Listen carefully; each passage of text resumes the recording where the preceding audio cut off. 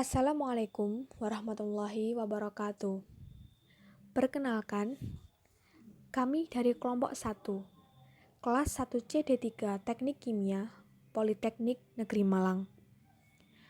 Pada kesempatan kali ini, kami akan membahas tentang PT Enero Mojokerto, yang mana PT tersebut merupakan salah satu pabrik industri etanol terbesar yang ada di Indonesia.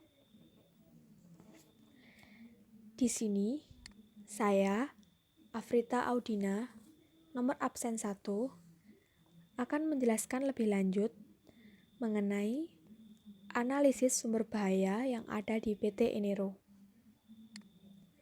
Untuk sumber bahaya yang pertama adalah gas beracun. Pembuatan etanol skala industri tentunya menghasilkan etanol yang tidak sedikit. Begitu juga dengan gas yang dihasilkan.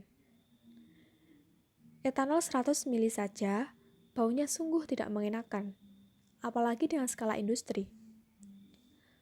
Beberapa gas yang dimaksud yaitu gas etana, gas karbon dioksida, gas aldehid, dan lain sebagainya. Pada PT Enero ini telah terjadi beberapa kecelakaan kerja, di mana salah satu sumber bahayanya adalah gas beracun dari etanol. Pada tanggal 11 April 2020 kemarin, ada 3 pekerja tewas karena keracunan gas etanol ini. Sumber bahaya yang kedua adalah nyala api. Proses pembuatan etanol ini tentunya melewati banyak rangkaian proses, termasuk proses pemanasan, seperti proses ekstraksi, distilasi, yang tentunya membutuhkan kobaran api ataupun sumber panas yang sangat besar.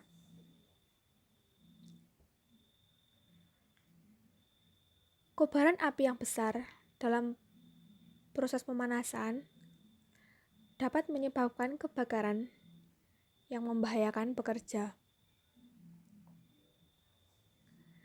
Lalu, sumber bahaya yang ketiga adalah aliran listrik. Dalam pembuatan etanol, juga terdapat berbagai proses, yang mana proses tersebut menggunakan alat-alat yang terhubung dengan listrik. Di mana, dalam prosesnya, pasti membutuhkan arus dan tegangan yang besar. Aliran listrik dapat menyebabkan korsleting, yang dapat menyebabkan kebakaran. Tidak hanya pabrik, pekerja pun juga terancam bahaya. Nama saya Ahmad Zaki Aldila dari kelas 1C D3 Teknik Kimia, nomor absen 2, akan menyampaikan tentang analisis minimalisir sumber bahaya yang ada di PT Enero. Yang pertama ada gas beracun. Dalam produksi bioetanol tentunya dihasilkan banyak senyawa kimia dalam berbagai bentuk. Salah satunya adalah gas, yang mana gas tersebut merupakan gas yang beracun, terutama berhubungan pada kesehatan manusia. Beberapa gas itu seperti gas etana, gas CO2, gas aldehida, gas hidrogen, dan lain sebagainya. Semua gas tersebut masing-masing memiliki spesifikasi yang berbeda-beda dalam penanganannya. Oleh karena itu, sistem pengisolasian gas dalam hal penyimpanan maupun penyaluran harus menggunakan bahan isolasi yang standar dan kerja aman. Bahkan ada gas yang menimbulkan korosi, sehingga harus dilakukan pemantauan dan rehabilitasi yang berkelanjutan dan berkala. Seperti kasus yang baru-baru ini terjadi adalah karena kebocoran pipa gas yang sangat beracun dan menyengat hingga menimbulkan kematian. Maka dari itu perlu adanya penanganan dalam sistem isolasi gasnya.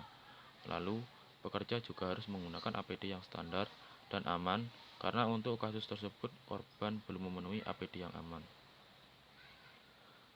Yang kedua adalah nyala api. Nyala api ditimbulkan oleh proses pembuatan bioetanol seperti pada proses ekstraksi dan distilasi. Maka diperlukan sumber panas yang sangat besar untuk proses sebesar sebuah pabrik. Tetapi, hal ini dapat ditangani dengan bijak dengan perancangan sistem yang benar, aman, dan standar. Perlu diadakan pengecekan dan pengawasan sistem yang berkala. Dan yang pasti, penggunaan APD khusus untuk pekerja yang berada pada proses pembakaran. Jadi ada APD yang sangat khusus seperti APD yang mungkin tahan api atau yang lain-lain. Secara spesifik untuk sistem pembakaran ada beberapa syarat tertentu, seperti suplai udara haruslah cukup untuk menyamai laju pembakaran, pengecekan suhu agar tidak melampaui batas maksimum suhu sistem, pengaturan intensitas bahan yang masuk tidak melebihi batas maksimum kapasitas sistem. Yang selanjutnya ada aliran listrik. Dalam pengolahan bahan seperti bioetanol dan biogas membutuhkan pasokan listrik yang banyak, dan tentunya dengan arus dan tegangan yang besar juga memiliki potensi bahaya yang besar pula. Maka untuk meminimalisir bahaya diperlukan beberapa antisipasi atau penambahan terkait menghilangkan bahaya seoptimal mungkin. Tentunya dalam penggunaan listrik diperlukan pada instalasi dan alat-alat proses produksi. Beberapa cara untuk meminimalisir bahaya seoptimal mungkin seperti pemasangan instalasi listrik sesuai dengan standarnya. Pemasangan dilakukan oleh seorang ahli, melakukan perawatan secara berkala, dan menggunakan APD. Oke, di sini saya, Anila Wirantika, nomor absen 3, akan menjelaskan mengenai AMDAL. Nah, apa sih yang dimaksud AMDAL? AMDAL itu sendiri analisis mengenai dampak lingkungan.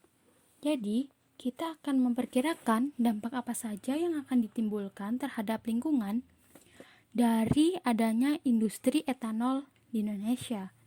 Nah, di Indonesia, dasar hukum AMDAL diatur oleh peraturan pemerintah nomor 27 tahun 2012 tentang izin lingkungan. Langsung saja kita ke dampak yang ditimbulkan dari industri etanol terhadap lingkungan. Yang pertama, limbah etanol dapat mencemari sungai. Nah, sungai yang di sini mewakili perairan. Nah, jadi limbah etanol dapat menyebabkan pencemaran air. Limbah yang dihasilkan mengandung amonia yang dapat menimbulkan bau yang sangat menyengat hidung dan juga mengubah warna air menjadi hitam pekat. Senyawa dalam air limbah akan meningkatkan pH, nitrat, dan unsur-unsur lain yang merupakan parameter dalam pencemaran air limbah. Industri alkohol dalam proses pembuatannya juga membutuhkan air yang sangat banyak.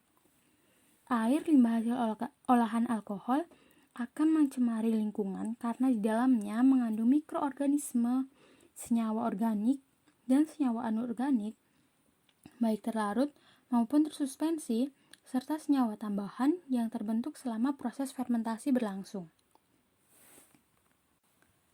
Dampak yang kedua, yaitu limbah etanol bermanfaat bagi tanaman. Dampak yang kedua ini merupakan dampak positif yang ditimbulkan dari industri etanol terhadap lingkungan. Limbah etanol mengandung unsur-unsur Fe, Mn, Cu, Zn, dan nitrat. Unsur-unsur ini dapat digunakan tanaman padi untuk pertumbuhannya. Dari penelitian, limbah cair industri alkohol juga mengandung unsur-unsur pokok seperti N, P, dan K, serta bahan-bahan organik dalam jumlah yang relatif besar. Limbah cair etanol dari sisa penyulingan juga sangat bermanfaat bagi tanaman karena di dalam limbah cair tersebut terdapat glukosa, karbohidrat, dan etanol yang dapat membantu pertumbuhan. Kemudian ke dampak yang ketiga. Limbah termasuk kategori limbah B3. Limbah B3 yaitu limbah bahan beracun berbahaya. Limbah dari sisa pencucian peralatan dan limbah padat berupa onggokan sisa limbah pada hasil perasan, endapan COS4, gas berupa alkohol. Kategori limbah industri ini termasuk kategori limbah bahan beracun berbahaya atau B3 yang dapat mencemari air dan udara. Kemudian, dampak yang keempat, gangguan kesehatan. Gangguan kesehatan yang ditimbulkan dapat berupa keracunan akut akibat gas H2S atau CO dalam dosis tinggi menyebabkan lemas dan kematian. Selain itu, keracunan fenal dapat menimbulkan sakit perut. Juga keracunan jangka panjang yang ditimbulkan akibat timbal, arsen raksa, asbes, dan sebagainya. Kemudian dampak yang kelima. Limbah organik yang mengandung padatan tersuspensi tadi dapat menghalangi penetrasi cahaya matahari ke dalam badan air sehingga menghambat proses fotosintesis. Kemudian dampak yang keenam, endapan bahan organik akan mengubah tekstur substrat dan menimbulkan habitat yang tidak sesuai dengan biota endemik perairan. Hal ini dapat memungkinkan terjadinya kematian pada biota endemik perairan. Kemudian, dampak yang ketujuh adalah bahan pencemar organik yang terdiri dari senyawa protein, karbohidrat, lemak, dan asam nukleat akan meningkatkan tingginya konsentrasi bakteri dan mikroorganisme patogen. Nama saya Aziza Dwi Anggraini, absen 4, akan menjelaskan tentang kecelakaan kerja yang memungkinkan terjadi. Yang pertama, kecelakaan kerja karena kebakaran. Contohnya yaitu kebakaran karena percikan api yang mengenai etanol. Kecelakaan ini dapat terjadi karena etanol memiliki sifat mudah menyala, sehingga apabila terdapat percikan api yang tidak dapat dikendalikan, akan memungkinkan terjadinya kebakaran. Selain itu, kebakaran dapat terjadi bila tidak berfungsinya peralatan pendeteksi api maupun peralatan pemadam kebakaran seperti apar. Akibat dari kecelakaan ini yaitu luka bakar, melepuh, hingga kematian. Yang kedua, kecelakaan kerja karena ledakan. Contohnya yaitu ledakan karena konsleting listrik pada area di sekitar penyimpanan etanol. Kecelakaan ini dapat terjadi karena kurang pengaman terhadap bahan atau material atau peralatan yang mudah dan dapat meledak. Selain itu, konsleting listrik pun dapat memicu terjadinya ledakan pada industri etanol. Yang ketiga, kecelakaan kerja karena jatuh dari ketinggian. Contohnya, pekerja jatuh dari atas alat distilasi karena memeriksa proses produksi yang sedang berlangsung. Kecelakaan ini dapat terjadi karena kurangnya kesadaran akan pentingnya penggunaan alat pelindung diri, kelalaian pekerja, yang merupakan faktor penting dalam kecelakaan ini. Yang keempat, kecelakaan kerja karena keracunan. Contohnya, kebocoran pipa gas buangan pada ruangan tertutup atau kurang ventilasi, sehingga menyebabkan pekerja menghirup gas secara berlebih. Kecelakaan ini terjadi karena suatu insiden yang tak terduga seperti tergelincir ke dalam kolam endapan sisa etanol dan kebocoran pipa maupun tabung yang mengandung zat kimia lain yang berbahaya. Akibat dari kecelakaan ini yaitu mual, muntah, iritasi saluran pernafasan, dan kematian. Yang kelima, kecelakaan kerja karena alat-alat industri. Contohnya, tabung boiler pecah saat proses produksi sedang berlangsung. Hal ini dapat terjadi karena beberapa faktor. Di antaranya, pekerja kurang memahami SOP, kurang berhati-hati dalam bekerja termasuk penggunaan APD, dan kurangnya perawatan pada alat-alat yang digunakan. Akibat dari kecelakaan ini adalah memar, luka ringan, luka berat, bahkan kematian. Assalamualaikum warahmatullahi wabarakatuh. Perkenalkan, saya Daratina Nafisa dari absen 5. Di sini, saya akan menganalisa penyebab kecelakaan kerja beserta pencegahannya. Yang pertama, saya akan menganalisa penyebab kecelakaan kerja yang terjadi di PT Enero. 1. Keracunan akibat terjadi kebocoran pada tabung gas pre-salting di sekitar kolam endapan sisa etanol. Yang kedua, tidak memperhatikan K3 atau tidak ada pelindung yang safety. Yang ketiga, terjatuh karena tidak kuat menahan bau menyengat yang ditimbulkan dari dugaan kebocoran tabung. Yang keempat, pihak pabrik kurang jeli dalam pengecekan tabung gas. Karena di PT Enero ini terjadi kecelakaan kerja yang disebabkan oleh kebocoran tabung gas pre-salting. Pencegahan kecelakaan kerja yang dapat kita lakukan yaitu yang pertama, kita harus menggunakan alat pelindung diri yang lengkap. Yang kedua, memahami K3 sebelum melakukan suatu pekerjaan. Yang ketiga, melakukan pengecekan alat seperti tabung gas pre-salting secara rutin dan berkala. Yang keempat, memastikan tempat kerja dalam kondisi aman dan nyaman. Yang kelima, pengadaan ventilasi umum untuk mengalirkan udara ke dalam ruang kerja sesuai dengan keperluan.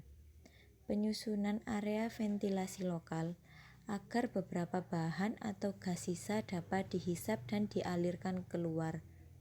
Yang ketujuh, pemberian info mengenai beberapa ketentuan yang berlaku di tempat kerja sebelum mereka memulai tugasnya, tujuannya agar mereka mentaatinya. Yang kedelapan, bekerja dengan memperhatikan SOP yang ada. Dengan begitu, pekerja dapat bekerja dengan aman. Yang kesembilan, kontrol kesehatan sebelum bekerja bagi calon pekerja untuk mengetahui apakah calon pekerja itu cocok dengan pekerjaan barunya, baik dengan fisik maupun mental. Yang ke-10, mesin, alat, serta perlengkapan kerja mesti didasarkan pada kondisi yang baik dengan memperhatikan ketetapan yang berlaku. Yang ke-11, bekerja dengan hati-hati dan berkonsentrasi. Dengan begitu, pekerja dapat bekerja dengan aman. Karena bekerja dengan gerusa-gerusu atau tidak berhati-hati dapat menimbulkan bahaya bagi pekerja itu sendiri ataupun pekerja yang lainnya dapat menimbulkan bahaya.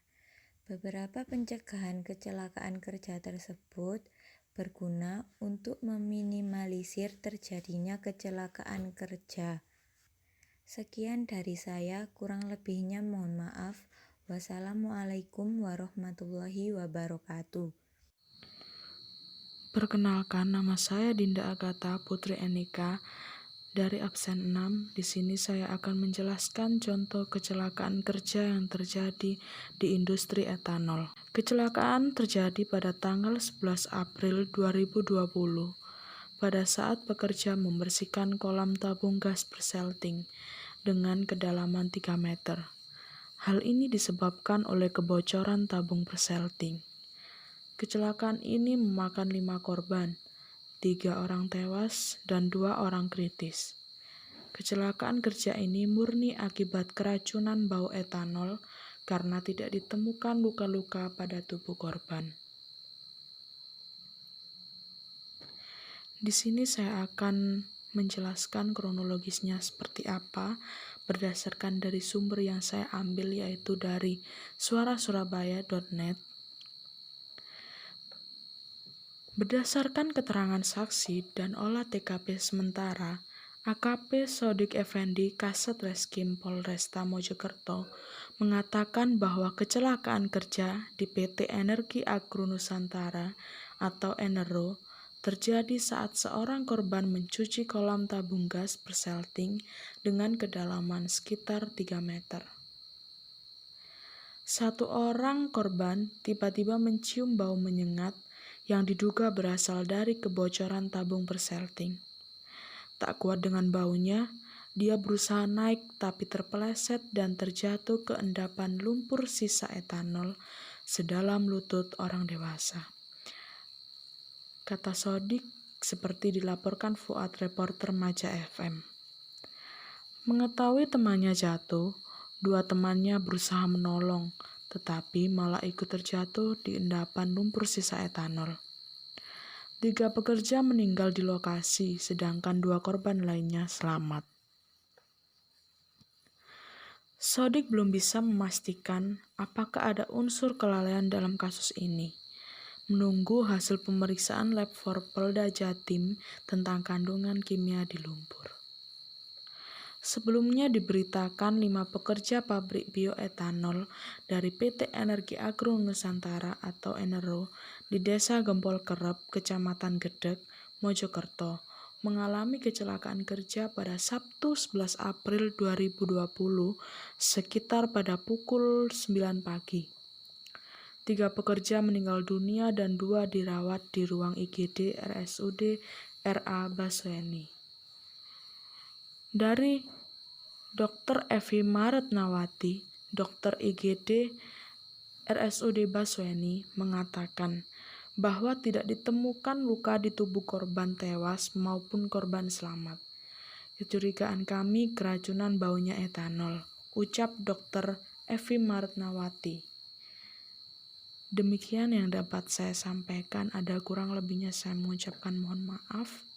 Terima kasih.